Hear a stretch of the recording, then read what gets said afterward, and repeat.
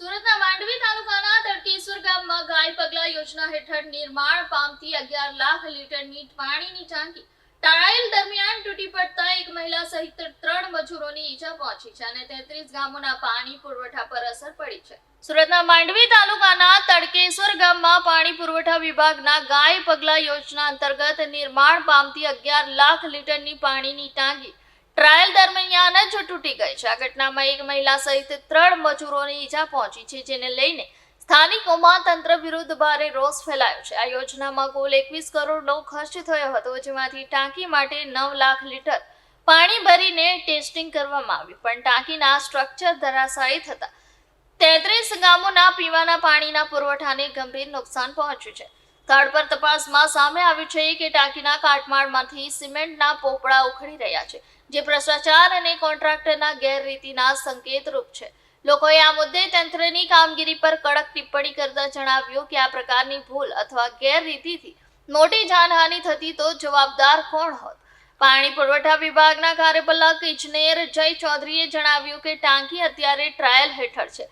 સમગ્ર મામલે SV90 સુરતની ટીમ દ્વારા ટેકનિકલ તપાસ થશે। તપાસના રિપોર્ટ બાદ જવાબદાર કોન્ટ્રાક્ટર સામે કડક કાર્યવાહી કરવામાં આવશે।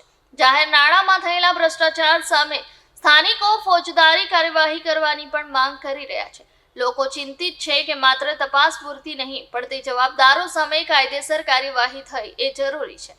આ બનાવ પંજાબ પાણી પુરવઠા યોજના માટે બેદરકારી, ગેરરીતિ અને ભ્રષ્ટાચારની ગંભીર ચેતવણી બની છે।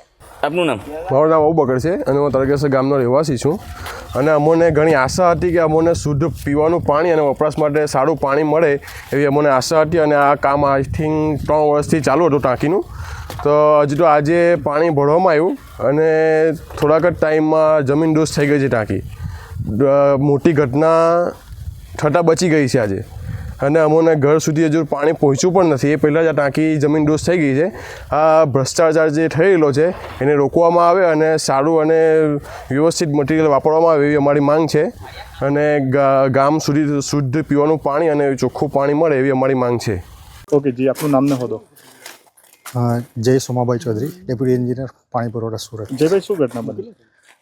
ગાય પગલા જૂથ યોજનાનું આપણે પ્રગતિ હેઠળ કામ ચાલી રહ્યું હતું, જે 21 કરોડના ખર્ચે જયંતિ સુપર એજન્સીને આપણે કોન્ટ્રાક્ટ આપવામાં આવેલો છે, જેમાં આજ રોજ લગભગ 12 વાગ્યાની આસપાસ 9 લાખ લીટર કેપેસિટીની ક્ષમતા અને 15 મીટર ઊંચાઈની ટાંકી હતી, જે આજે દુરસ્ત થઈ ગઈ છે।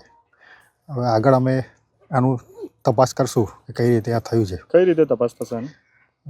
અત્યારે સ્ટ્રક્ચરલ એન્જિનિયર SV90ને અમે રિપોર્ટ અત્યારે કરી રહ્યા છીએ